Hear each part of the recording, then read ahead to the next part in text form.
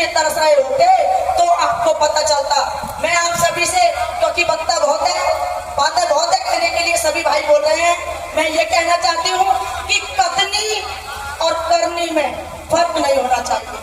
आज अगर हमने मंच से बोल दिया कि हम आपके साथ हैं, तो एनी कंडीशन, हर मोमेंट में, हर पल हम आपके साथ हैं।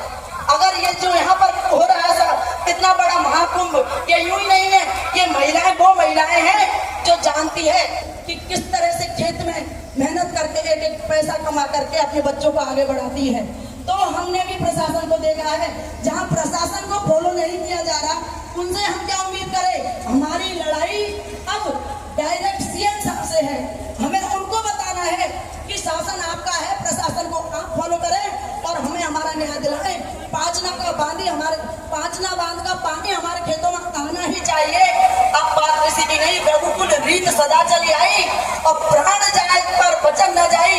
यहाँ पर जितने भी लोग आए हैं और आगे आएंगे, उनको वास्ता है कि वो जब संघर्ष की लड़ाई में आगे बढ़े तो हर कदम साथ होना चाहिए। Thank you.